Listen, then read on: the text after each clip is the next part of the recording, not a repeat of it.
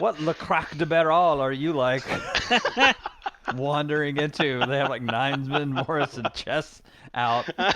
Hello, sir. Welcome to Le Crack de Barrel.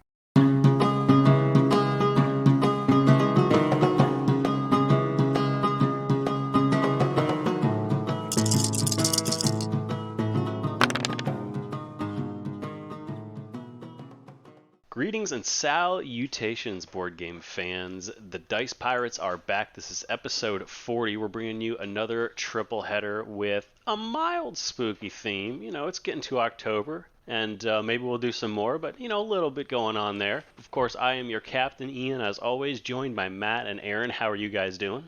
Ahoy, hoy. I'm feeling mildly spooky. Not fully spoopy, but like mildly spoopy. Not fully spooky yet. It builds up as the month goes on. It Of course, crescendos. we're going to jump right into our soapboxes. And I actually wanted to, kind of a semi soapbox. Matt, I wanted to just ask you a question Sure. real quick. What is it you like about rolling dice? What is it about the experience that you enjoy? I like the sound that it makes. That's the first thing that comes to mind. I like Clackiness I is like very good. clackiness. I like the fact that they roll. I like when they hit and they bounce around and jostle and I don't know what's gonna come up. So it's like, ooh, tension, excitement. I like the way they feel in your hand, especially if they're chunky dice are better than little dice. Ooh, don't give me a tiny undersized D6. That's the worst. Any board game that does like a two. There's little 10 Yeah, mil. don't give me that. I want, in a perfect world, I want Something with big heft. wingspan sized dice with round corners. So you like the suspense of it, and you like the feel, that the sort of the actual The tactile sensory experience feeling of and the tossing it. suspense of dice. Those are all the things I like about dice. Okay, and so the reason I'm asking this question is because I wanted to just kind of quickly talk about a an interesting Kickstarter that came out recently. It's called Flip Die, and it is a collection it is a group of coins that have been created to essentially function So not like dice. dice. And if you go to this Kickstarter, you can check it out. You can get like the full set: D20, D4, D6, D8, D10. They have the full gamut of various things, and it's set up as a coin. But inside the coin, it's actually hollow. There's a little ball bearing, and so when you flip the coin, the inside is sloped so that a little ball bearing will show up on the exterior, and the exterior, depending on which coin it is, it's either a D4 or a D6. There will be, that number on the outside, and wherever the ball bearing shows up is the number you got. So it's the coin that is a die, actually, which is an odd concept. They are gorgeous. They look amazing. I mean, they're, amazing metal that has been put together. They look beautiful. The designs on the coins are incredible. I mean, as like a product, they put a lot of effort into it. I have been going back and forth. My wife and Ashley was like, "Hey, do you want me to ask your family to back this as a gift for you for like Christmas or something like that?" And I was like, "Do I? I can't decide because on the one hand, they look beautiful, right? They look amazing.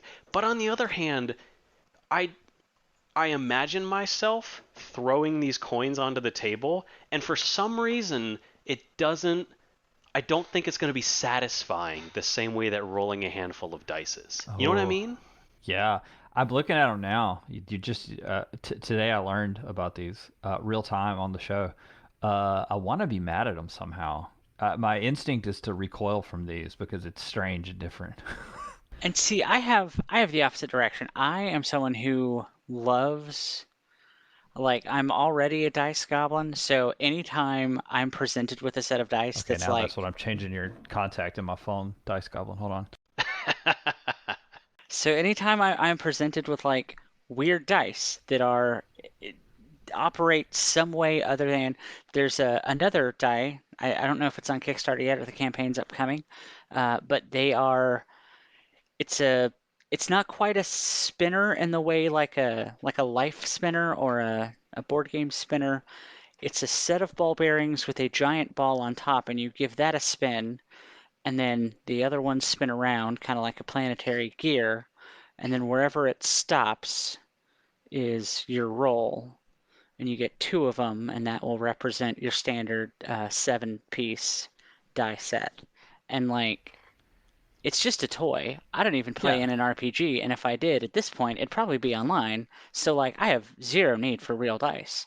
But I love a weird die, and I've been following this campaign since it was just a guy on TikTok showing off like early models that he had Oh, of the made, flip and die? uh, yes, and it Okay. is. I love a weird die. I like it's. I mean, it's a metal coin, which is already a nice Sure. thing to hold Hmm. and feel. And then there's a little ball bearing in there that's going to click clack around in a fun way. And then that's also the dice. Like, I think Aaron has very like sold exciting. me on this. I'm on board for this. Well, it's different, but also like I mean, obviously you said they are amazing. What I wonder though is like because I love when you roll die and there's that last second where you kind of see what it might be, but is it going to tip one more time? Does it Yeah, roll that little bit further? But with this, you throw the it coin lands. and it It's falls, just and some of them it matters what side it lands. Like on the D4, it doesn't matter what side it lands on. Either side you throw it it's on, got the four. it's Yeah. all four sides. The D6, it has one, two, three on one side, four, five, six on the other. So it does matter what side it Mm. lands on. But then after it drops, then you're waiting for the ball bearing to show up. And for me, that's almost Mm. anticlimactic. Like it's not what I like. I left rolling my dice and it's like, here what I have. Here I roll my coins. All right, wait. Okay. All right, I'm now I know what it actually is.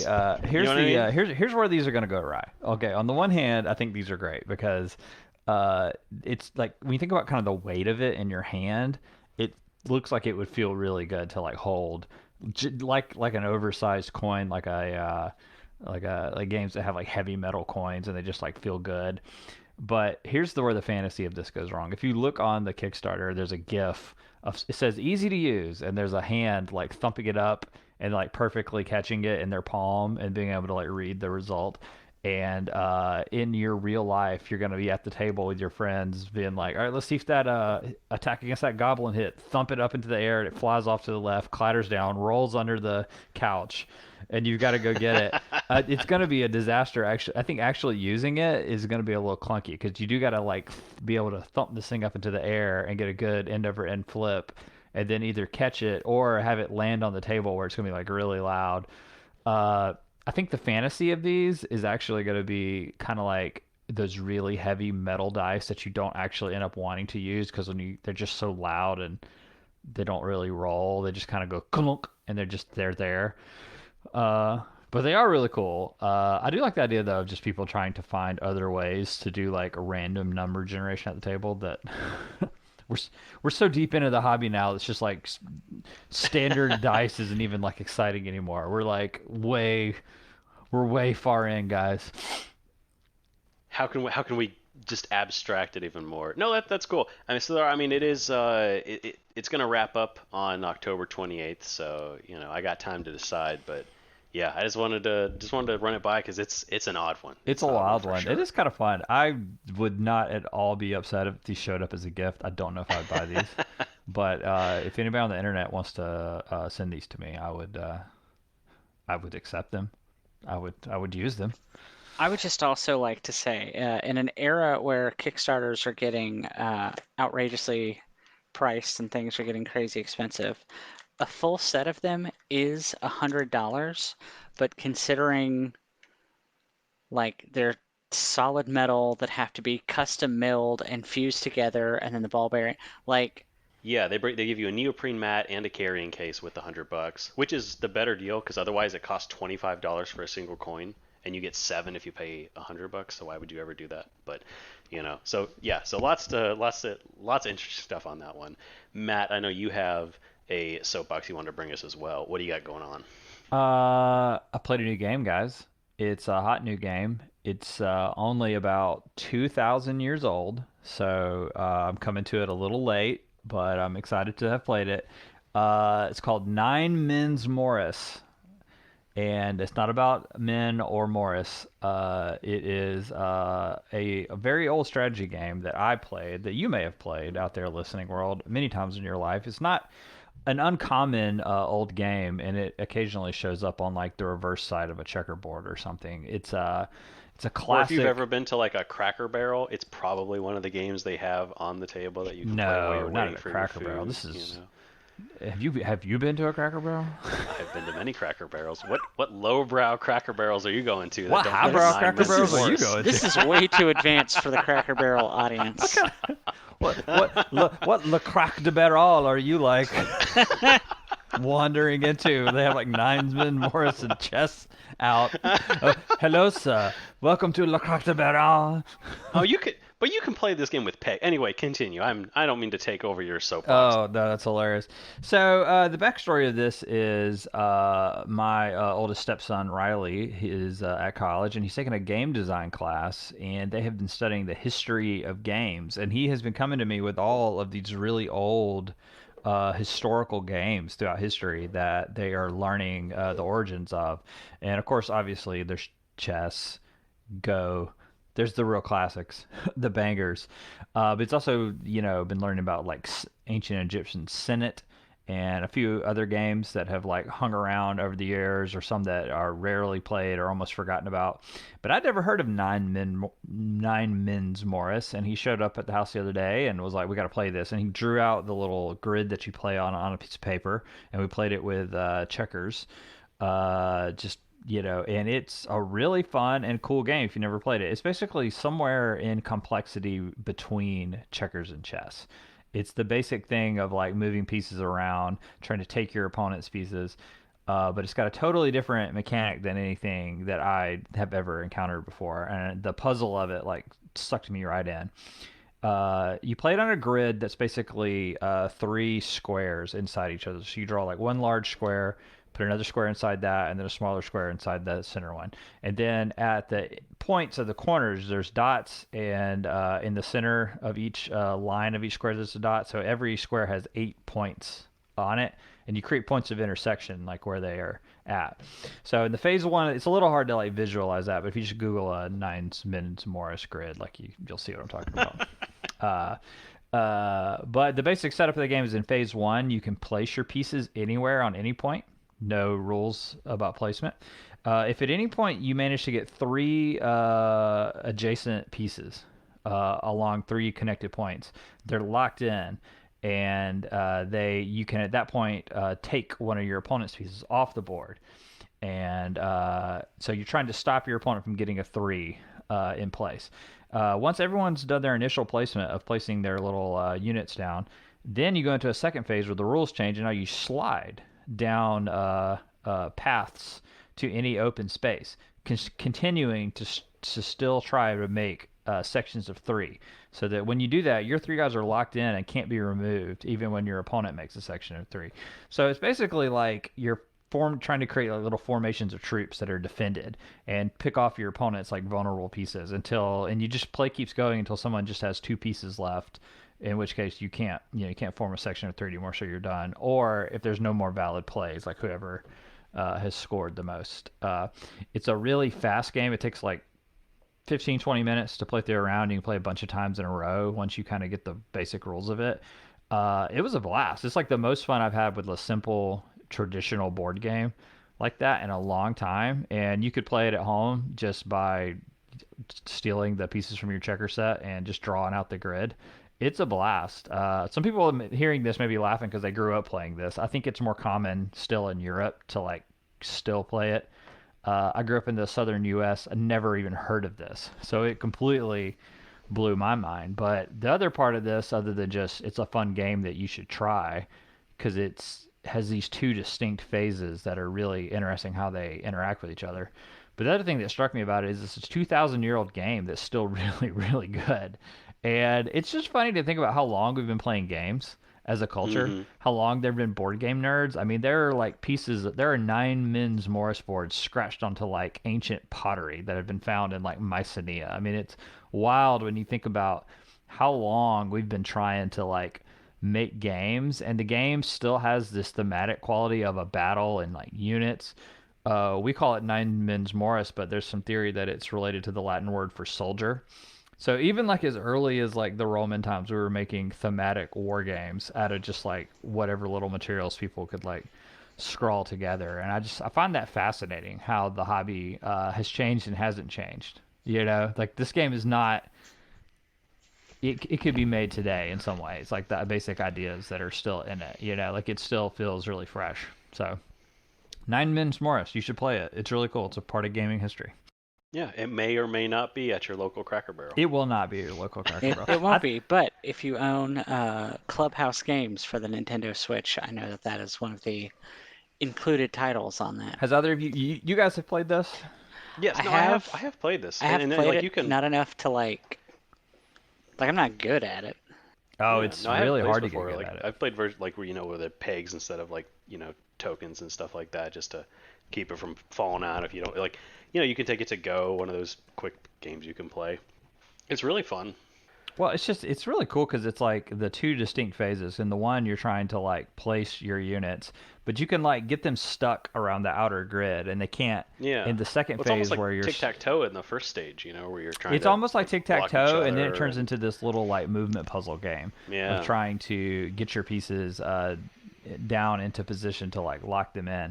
And it's one of those like solved games, which is a whole fascinating Wikipedia hole to go down. The idea of games that Yes. there is a 100% optimal way to play it and win it consistently, or cause it to result in a draw if both players know exactly what they're doing. So yeah, I enjoyed it. It was fun, and it is cool thinking about the long and strange history of board games. We'll have to play some of those games and maybe even do an episode on like some of those classic, that game, Mancala, stuff like that, Be really fun to kind of dive more into the history of, even more so of the modern but ancient history of games. That'd be really fun. Yeah, I mean, I guess the other thing I kept thinking about with it is, and it's funny making this point after talking about those crazy dice, is like how little you really need to have a fun time with a board game. Yeah. Honestly, yeah. We've made the hobby like so complicated, but like you could draw this grid out in the sand and have like two slightly different shades of rocks. And that's how people played it and had a really fun time for 1,000 years. Absolutely. It's not that you don't need that much really to have a good time. If you have a set of rules that's like conducive to like fun strategy and sparking your imagination, then that's all you need.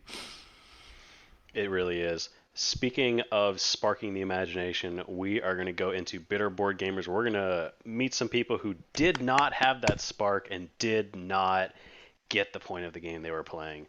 I'm going to read you guys a couple 1-star reviews, and you guys are going to try and guess what game I'm talking about. You guys ready? I'm ready. Let's do this. Let's party. King of Tokyo with more plastic? I don't care for King of Tokyo. I didn't care for this. King of Tokyo with more plastic. So minis Yeah, and dice. it's definitely a Simon game. I mean, like initially I'm like Zombicide. That doesn't really. It's not King of Tokyo at all. But but maybe. it's a pile of plastic and a bunch of dice. King of Tokyo with more dice or with more plastic. I'm trying to think of like games that have re-implemented. Well, this King of is Tokyo. okay. I'm predicting it. I'm gonna go on a limb here. So I'm not making a guess yet, but I'm gonna say this game does not actually play like King of Tokyo. It's one of those things where somebody's just saying because it involves dice and a little bit of randomness. It's like King of Tokyo. This game's like King of Tokyo. You're not altogether wrong. You guys want another review? I do. Yes. All right, here we go. This game was a big disappointment. I tried to make myself like it, but after 3 plays, it was clear I wasn't going to enjoy it. I was so excited when I saw the awesome miniatures and colorful dice, but that's where the excitement ended for me.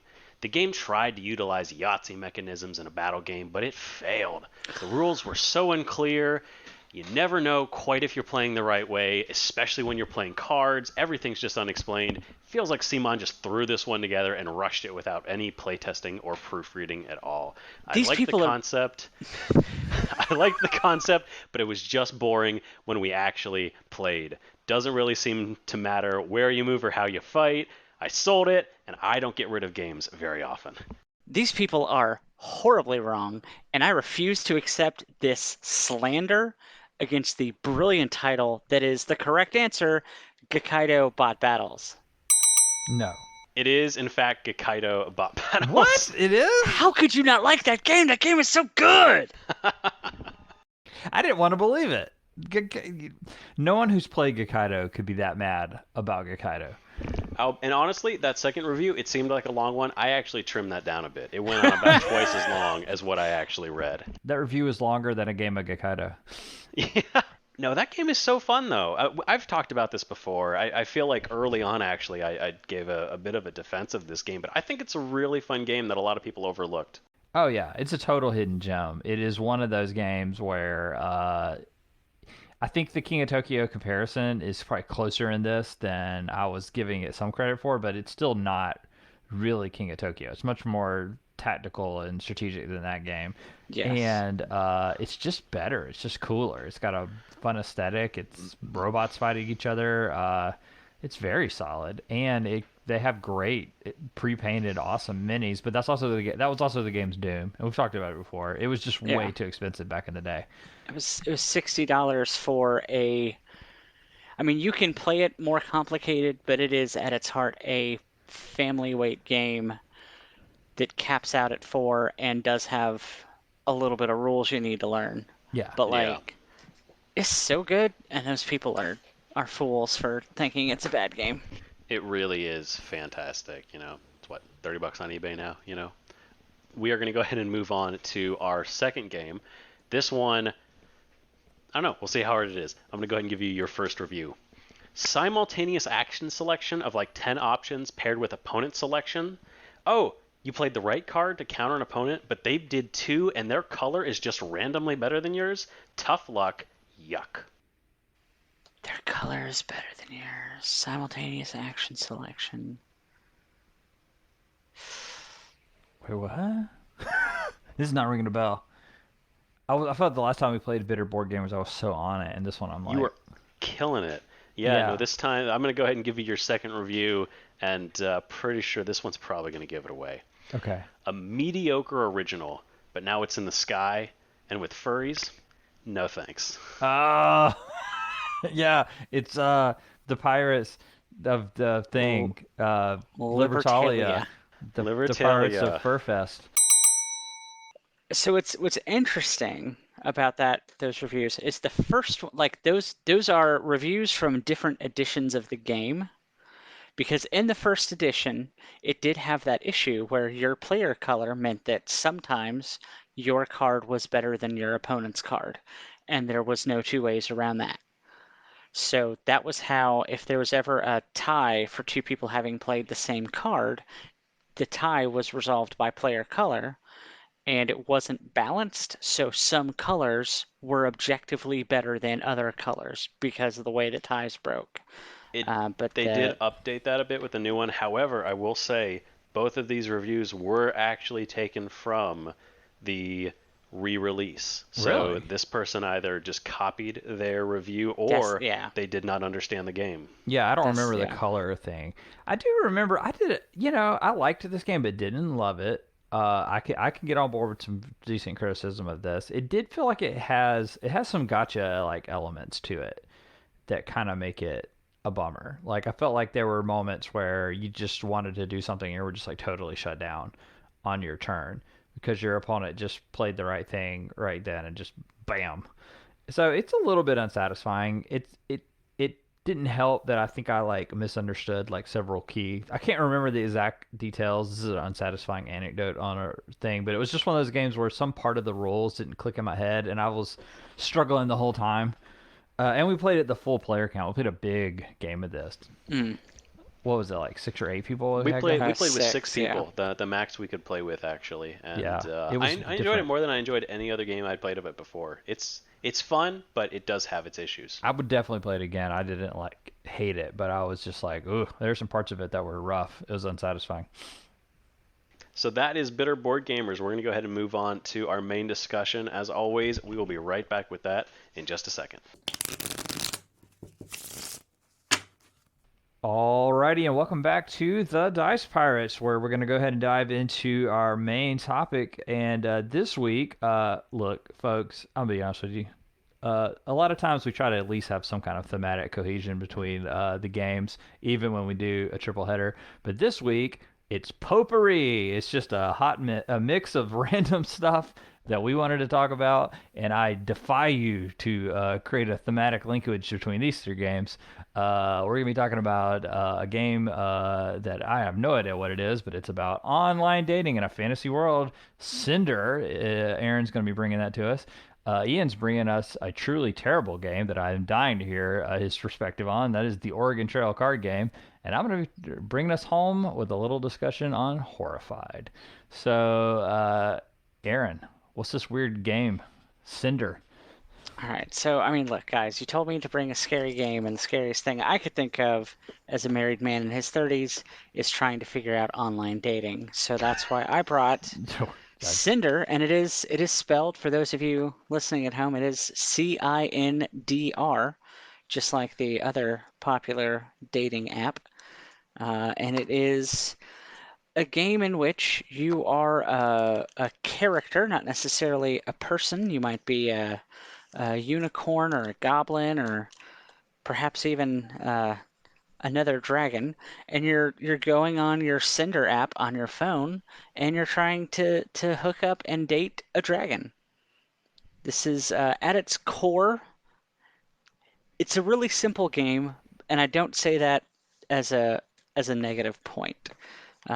Everyone at the start of the game is given a player card, which is this is you making your dating profile, and on your profile you will have you can put your name and your personal pronouns, your likes, your dislikes, but there's some columns of compatibility matches, and you're gonna circle one on each column, and that's kind of your default personality traits. And then there will be a deck of cards that look like telephone screens, and that is the dating profiles of all of the different dragons that you can potentially court in this game. And at the bottom will be a brief little narrative synopsis that'll tell you somewhat about the dragon and give you some kind of clue as to how you may personally align with this dragon. So you pick the dragon that you want to go on a date with, you flip the card over, and then on the back will be another compatibility chart with the spots pre-filled, and you get better or worse dice. There's three types of dice. Ones that have mostly hearts, ones that have an even mix, and then ones that have mostly flames. Because you're dating a dragon, obviously, you don't want to get burned. So the bad hearts roll a lot more flames. You roll too many flames, you've been burned. The date's over. MTV next. So you pick your date, you pick a location that will add another modifier as well as potentially a bonus to your date. So you pick your date, you pick where you're going to go, you go on your date. You roll the dice according to your compatibility, and then from there you either decide, do you want to stop there and bank the hearts, bank your love meter, or do you want to press on and keep going to the next date, potentially even the next step Oh, is what it's called in the rule book. the next stuff. So, The like real next life, step. like real life Exactly. dating, it's a push your luck Yeah. game Yeah. Yeah, of it's high it's stakes push your luck. and increasingly dangerous rewards. First date. So on the and what's interesting is to keep you from just taking that first date, getting a couple quick points and dipping, uh, all of the dragons will have an ongoing benefit if they are in your dating pool. But in order to get that benefit, you have to at least go on the second date.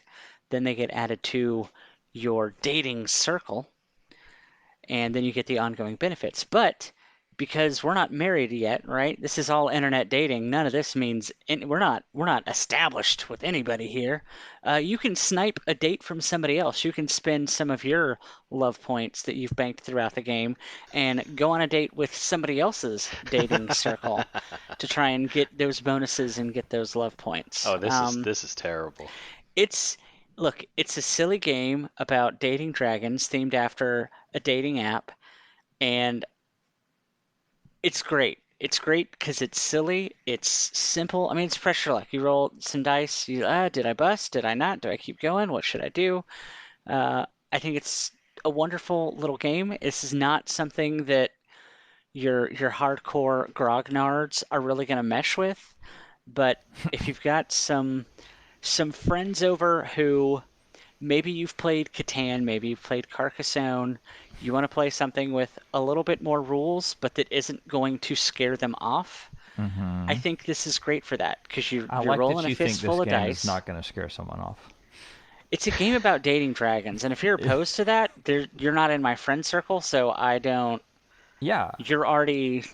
It is a very cutesy game. Is this like a solid game to play with kids, do you think? As just basically like a collecting game? Yeah, I mean, mechanically, yes, because you're just making friends with the dragons. Obviously gotta retheme some things. There's not, that you don't need to do a terrible amount of like reading. There is a little bit of comprehension of, that it's got the little bio on the front that has some clues as to where their values may lie. So that may be something that you would have to help them make that judgment call. But mechanically, you figure out, do you match exactly for each one? You get a green die. Are you one away? You get a yellow or a blue die. Are you two away? You get a red die. And then you roll your dice, press your luck, see how it goes. So I think it's great. I think it's weird, but that's also part of why I think it's great. And that's my review of the scariest game in my collection, Cindr. Uh, I would play this.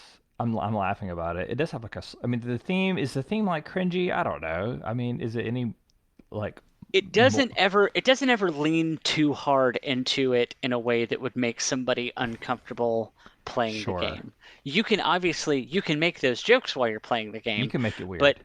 within the game itself, it is just like you just casually going on dates with dragons, and like who doesn't want to do that? I do like the like dry erase little player boards where you get to come up with your name and Oh, I'd have like fun with what that. kind of character are you? Like I know Matt would have a great time with that. It kind Absolutely, of I does would. that little thing that a lot of these like small box games do with the dry erase board is provide you with a reusable surface to make it less, massive and allow you to do Oh stuff, which man, which I think is fun. Oregon Trail More comes games with a should dry let erase you board. write your name on. Oregon Trail does come with a We were dry this erase close board. to a theme. If there was a dry erase So marker close. in Horrified, we're that close to a unifying theme. Best games with Dry dry erase components. I feel like if we were talking about best games with dry erase components, We've maybe already we missed the missed the boat. mark. Yeah, we've already missed the boat. This is fun. I like it. I like I like a push your luck dice game, so I would definitely play this. And you know what? Kudos for like thinking outside the box with a theme. How can we do something with dragons and elves and fantasy tropes and make it seem fresh and make it relevant? I think there's probably a certain segment of people that would probably pass over this because of the theme, and they're like, is it awkward or is it weird? But like, I love it. I love that you took a chance on it, and I think I would totally play this. It's got a low BGG, 6.6. That's like extremely mixed. That's like polarizing in the BGG numbers world. And I can see why. I mean, it's definitely not for everyone. Speaking of a game that does not have a stellar Board Game Geek score, I actually uh, want to know what it is now that you've mentioned I, that. I am going to be bringing Oregon Trail. I'll let you discover that on your own. It's actually quite hilarious. I'm going to be talking about Oregon Trail, the card game. We did talk about this briefly. I can hear Matt has finally seen what it is. Matt, regale us Oh with the wow, Board Game Geek that's score. That's the lowest Board Game Geek score I've ever seen. I mean, like most games in Board Game Geek world will like genuinely bad games will taper off at about like a low 6 or a high like 5, and that's basically like there are people who will defend it. This game is 4.2, which I just that's pretty bad. here's a I just want to read one of the 10 reviews for it because there are few. 23 of them to be exact. Amazing game. A lot like Battlestar Galactica, except instead of a traitor, there's dysentery, and instead of reaching Kobol, everyone dies. 10 stars. They do, and they do die. This is, of course, a card game adaptation of that classic video game, The Oregon Trail. I am sure that you guys also wasted, many hours playing Oregon Trail, seeing how far you could get, pushing your luck, trying to make it all the way to Oregon. Was it a good video game? Yes. I mean, that's debatable, No. Look, I am much older than both of you, and I can promise you that for a long stretch of human history, it was not just a good video game, it was one of the It was best. the video game. Yeah, especially in school. I was gonna say because you got to play it in school. When you So got like like that 30 minutes of computer time and you But go see, over that's what there. I'm saying. those rose-tinted You glasses. you Yeah. played it during time when you could be doing school. But you think, would you choose to play that game now I over probably any would. of the games that you have? You'd play the game for 30 minutes and then you go back to Slay the Spire. I was gonna say I would play it. I would boot it up and I would play it one time and be like, "Oh yeah, that's right. This game sucks." And then And I you would would die never of touch it again. dysentery. Yeah. So of course, the question really comes down to how do you transfer this game into a satisfying card game? The answer is largely that you don't. You I was can't. just saying, it sounds like they haven't figured that out yet. So essentially the way the game works is very similar to the way the video game works is you have trail cards that you will pull out, and the trail cards will require you to either try to cross a river, or you will potentially have to deal with a hazard that you will draw from the hazard deck. So the various the hazards, are range from a lot of different things, whether they be, there's not enough grass for your oxen, and so your oxen are going to die unless you have grass, or maybe somebody got sick and you have to have medicine, otherwise that person is going to die. And so everybody has a collection of supplies that you as a group are working towards, that you are able to pool and try to make sure that you can, deal with some of these issues. Like for instance, if there's not enough grass, it doesn't matter immediately until you draw a second one. So you don't necessarily have to get rid of it right away. You might not want to waste your supplies on that. But if you don't and you get another one, then you're in trouble of dying. And how do you balance that? How do you approach that? You have to kind of work with the people around the table. So there is a little bit of play there. If you cross a river, sometimes you might accidentally lose supplies. You know how it works. It's pretty simple, honestly. That's basically the entire play of the game. You're going to draw a trail card. You either have to deal with a bad thing happening, or you're going to go ahead and cross a river and maybe lose some of your supplies. Every now and then you come onto a fort. You may rarely get supplies. It's generally a war of attrition where the game is going to slowly wear you down. The biggest issue that the game has, well, the two biggest issues that the game has, it's too long. Yeah. You have to go through, I think it's 50 trail cards that you have to draw to get to the end. That's a lot of trail cards. The game impossible. it's almost impossible to get there. I've almost gotten there once. I have played it quite a few times, more than probably it's justified, but I will come to the game's defense in a second. The Are other you issue, okay, Ian? Is someone making you play this? they're here. They're in my house. Blink twice if you need us to come get you. The other issue is that that game mechanic that we all love, player elimination. Yes. What if that could happen without any input from you? What if there's no way to stop it and you just draw a card and you're dead? That's really fun, and we should definitely put that in the game.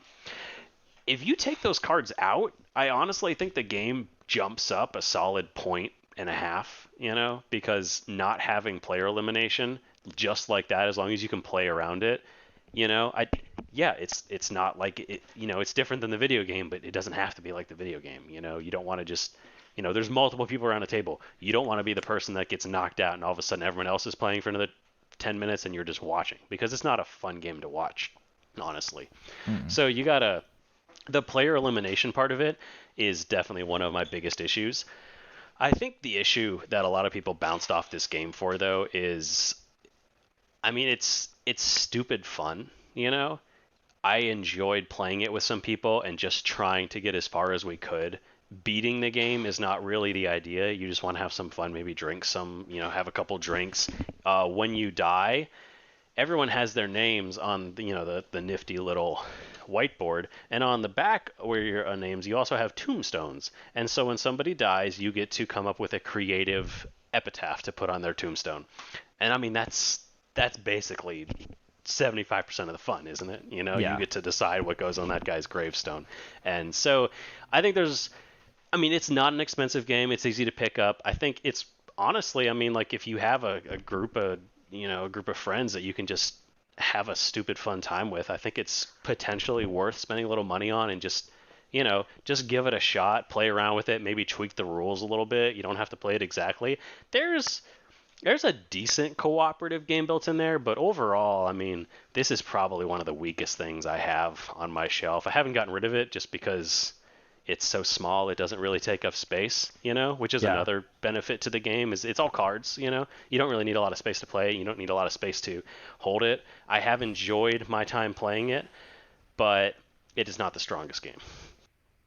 It's a terrible game. I also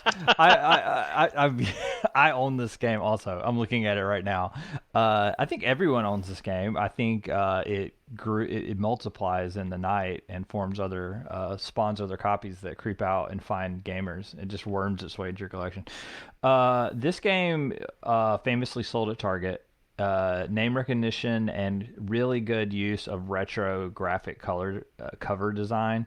I think just pulled a certain kind of like millennial gamer into like wanting to buy this. Like I was desperately wanting to play it because it just tugged on all of my nostalgia for Mm-hmm. the old video game.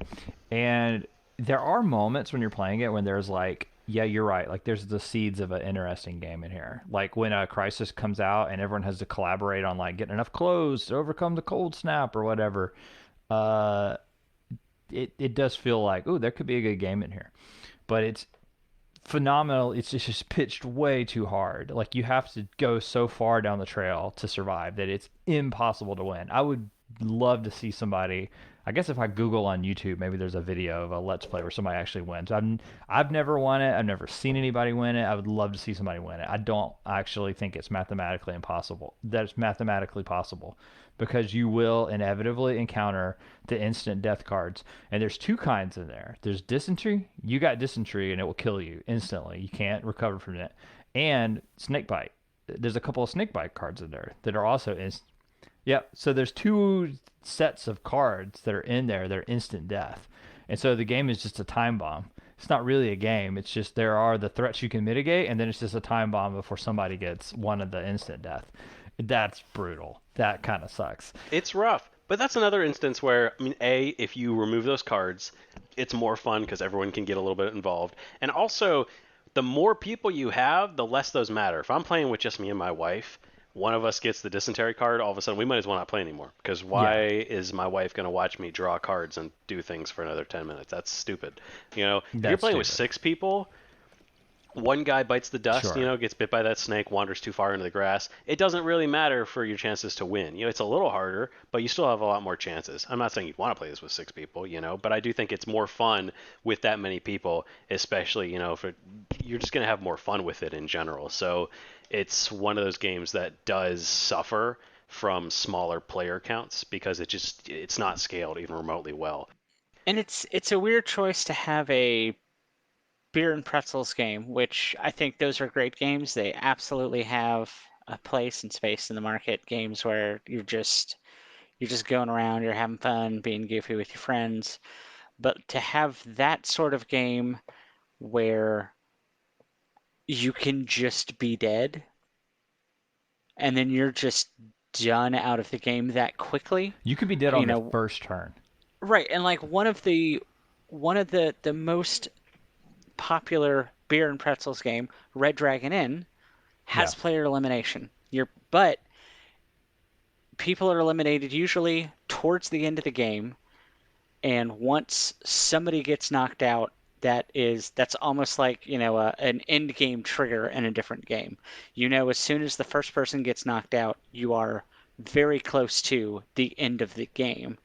So it is a weird choice to have something like I said, where you can be knocked out almost immediately entirely by chance, and then maybe nobody else dies, and then maybe everyone else does it, and it turns out you were just the dead weight Yeah. holding everyone back.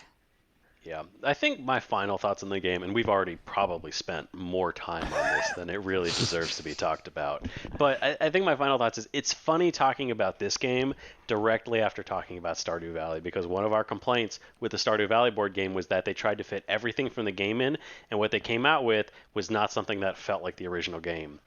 Yeah. This board game, they tried to cram everything in, and it came out too much like the original game. Whatever you might think about Oregon Trail, the video game, it does not work as a cooperative board game the exact way that it's designed. Okay. Yeah, I agree. I agree too. I would say too, just as a final thought, like, should you get this game? I mean, is it worth a laugh?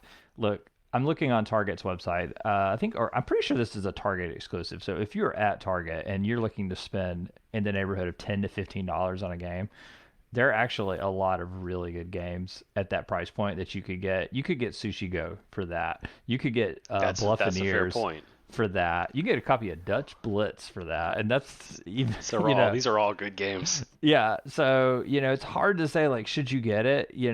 Only if you are looking for just a silly game that you're all going to laugh at and nobody's going to win, and it's just if you really earnestly feel like it's the right fit for your crowd. But otherwise it's a truly broken one of the only like truly broken I think board games that's out there, and like popular, it's still being like popularly sold. I think it's actually kind of good that you brought this up, because this is like nobody needs to buy this on a lark unless you know what you're getting into. It's truly it's just borderline unplayable.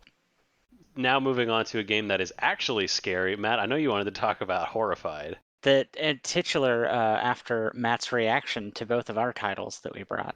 Yeah. With an act. No, your game looked good. I was surprised. I was prepared to like hate Cindr, but now I kind of want to play Cindr. Oregon Trail is just like, man, I don't know. I don't even know what to say about that. But I mean, is it Horrified, worth playing? Is it worth playing once at a friend's house to have played it, or is it even? if All you're right, we have talked that game to death. Let us move on All to right, all right, Horrified. all right. Too much about Yeah. Oregon Trail. Let's Matt, Too much about Oregon what is Trail. Horrified? What's the deal with it? What is it? Horrified is a game that I've been wanting to talk about for a while, because I think this is a bold statement, but I think I'm prepared to say it. I think it's my favorite cooperative game, full stop, Ooh. these days. Wow. I mean, I really do. that's I've actually been playing a lot of that's Horrified big lately. from you. You have a lot of Oh, cooperative I games. play a ton of cooperative games. I love cooperative games, and I have a thought. I have a theory. It's actually going to fit really well with the Oregon Trail discussion about why, because it's all about difficulty pitch. To me, is the thing that I'm realizing is so important in cooperative games. They've got to thread this perfect needle, and I think Horrified just about does it just right. So, what is the game? All right. Well, I'm not. I'm going to give you a quick synopsis. The village is under attack by the classic Universal monsters: the Wolfman, the Invisible Man, the creature from the Black Lagoon, Dracula, and Mr. and Mrs. Frankenstein are all on the loose. And you play investigator types, town folks who are going to try to save the day. And to do that, you have to play out a unique mini game associated with each monster, and then defeat that monster. So, for example, the to defeat the creature from the Black Lagoon, you need to go down to the swamp and take a boat down into the labyrinth and of the swamp, and find its lair before you can actually damage the creature from the Black Lagoon. Or for the Wolfman, you need to try to make a cure by going to the lab and combining ingredients to try to cure break the curse. Or for Dracula, you need to move around the town and find all of his coffins and destroy them before you can actually take him out. So each monster has a unique set of like objectives and goals that play out on a sideboard like a little mini game. that you have to accomplish before the monster's even vulnerable. The core gameplay loop, though, is just running around the town, collecting items from locations, and then turning them in differing color and item combinations to accomplish these goals. So to like advance on the track when you're trying to move the boat forward, you need to turn in certain colored items when you're on the a creature's lair, or to make the serum that you need to cure the uh, Wolfman. You have to turn in items in different color combinations, and then to defeat a monster, to finally defeat them, you might need like 3 red items with a numerical value of 6 or higher to actually damage Dracula and all this stuff. So it's basically a simple set collection game that you use to complete in-game objectives. All the while, you're having to mitigate all the risk associated with the monsters. They can attack you on their activation phase. They can attack and devour villagers, and all of this stuff increases the terror level. And when the terror level gets too high, you lose. There's light asymmetric play. Every player character has a unique power that comes into play. You unlock cool cards that you can use on your turn or on your one of the other players' turns to help. And the whole thing is tight, fast, and really, really well designed. For a long time, I glossed over this game as being probably not great because I saw that it was licensed, Universal Studios stuff, and I was like, yeah, this is probably, how good could this really be? Don't sleep on this one. If you like cooperative games, uh, I think this is one of the best ones. If you like spoopy games, if you want something with a monster theme that's fun to get to the table around Halloween, I think this is tremendous. Although it's not particularly scary if you're looking for that, but it is very thematic in the sense of like the monsters are on the move and danger is afoot. Uh, it's just a really, really good game. Aaron, have you played this one? I have. It's been a little while, but I have played it. I really, really love how completely differently the monsters play from one another. I mean, it is not a game where, you have the boss fight at the end and this one attacks for more damage, this one has a higher shield stat that you have to overcome. Like, each one wants you to do something wildly different from the next one. Sometimes you may have to uh, go visit specific locations in a specific order to turn on the power back at the house, or whatever the case may be. Some of Yeah. them, I think it was Frankenstein. You actually have to kite back to or away from the Bride of Frankenstein because every time they meet, something happens. Yes. So you have to intentionally put yourself close enough to them to make them move in a different pattern than they would if no one was like, you can't ignore them. You have to stay close to them and put yourself in range of danger of them, which is so cool. And it's they simplify the gathering different items and all that. It is just like, it is basically, you get a chip that has a color and a number, Yeah. and yeah, it's like a gun or an umbrella or whatever thing it is, but it simplifies that so that's not getting in the way of trying to figure out what all the different items that you're gathering are and what they do. It's their colors and numbers. Some things need colors or numbers or both, but the real draw of it to me is just how cool the monsters are and how different they are and how well they work. That's really what makes the game great. I've got a few thoughts on what makes the game great, but what makes the game really special is that every monster is its own unique mini game, and the way you set the game up is you pick any combination of 2 or more monsters to basically make the game what you want it to be. So you pick. Today we're doing Dracula and the Wolfman, or we're gonna do Invisible Man and Frankenstein, or we'll do 3, and that'd be nuts. That modular ability to kind of set the game up in the way you want it in a unique combination makes each game feel totally fresh and different. Because not only is the way you defeat each monster its own separate mini game and different, but the monsters behave and act actually surprisingly different from each other. Like the Invisible Man runs around the town. He's a thief, so he's stealing piles of items that you need to complete this objective. He's stealing crap from around the board, which is stressful and annoying. The Wolfman goes on these like blitz attacks where if you have the hunter's mark on you and he comes to your space, he's gonna like wail on everybody and do tons of damage. So he's terrifying.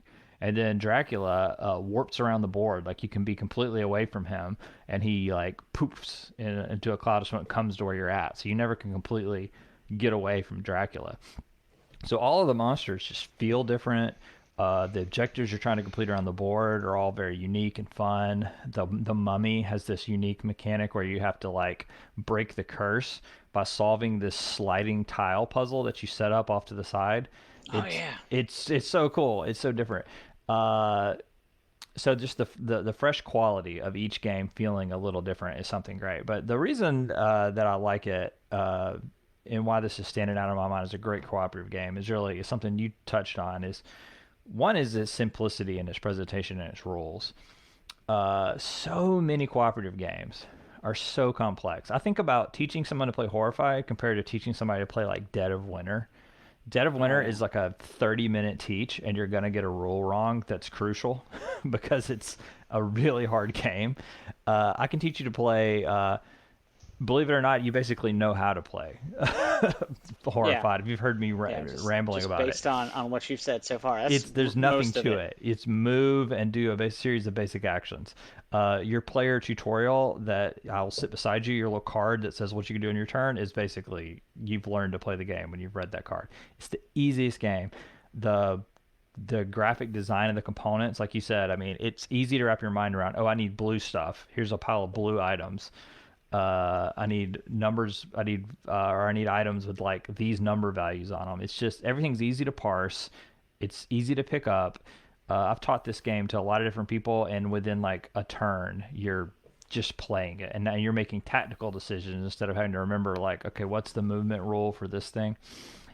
But the thing that I think really makes it great and puts it over the top in my mind is it threads that needle of difficulty, which is a great contrast to the Oregon Trail. So Oregon Trail is grave sin, and not only does it have instant death, it's impossible. It's too hard. You can't win it. But this is a game. Not only can you win Horrified, you'll probably win it about 40 to 50% of the time, which is just right. If you win a cooperative game too often, it's really boring because then it's just like, let's just set this up and move the pieces around and put it away. Like we're gonna win it. Like you know what I mean? It needs to. There needs to be some tension. But if you lose it every time, then it's like I don't want to drag this out because they're just gonna like lose. Like Pandemic is a game. Base Pandemic is a game that's like a little bit of a bummer to bring out sometimes because you're just like, well, that's a lot of cubes to have to like pile up around the board to just like lose in an hour. But this is a game that you have a good chance of winning. I think threading that difficulty of being challenging but giving you like hero moments where you actually feel awesome and you pull off a close victory, that's what makes this game really great. So I think this is awesome. I highly recommend it. All right, so that's our episode. A very loosely thematically tied 3 games. Hopefully, there's one that sounds interesting to you. Of course, we always really do appreciate you listening to the podcast. Do consider maybe giving the podcast a follow or leave a review. It is always great to see people interact. And of course, if people want to get in touch with us, Matt, where can they do that? You can find us on Instagram at Dice Pirates, where we post about the games we're playing and give little updates and mini reviews all throughout the week. And we would love to hear from you. And I'm going to make a special appeal. I'm going to deviate from my usual end of the episode script and say if you have been listening with us for a while, which we appreciate, so many of you, we took a huge break and came back with like no announcement and got a bunch of downloads that episode. So you guys have like hung in there and stayed subscribed to the show. So if you are listening right now to my voice rambling, we really appreciate it. And so I would love for you to tell a friend who likes board games to give it a listen. I think we're sort of at the phase with our time investment in this where word of mouth is going to help it grow more than anything. So if you like the Dice Pirates, tell a friend that they should give the Dice Pirates a listen, that you'd be doing us a solid. We will be back soon with another episode, so stay tuned for that. But of course, until then, we will be right here on the Dice Pirates. Play more games.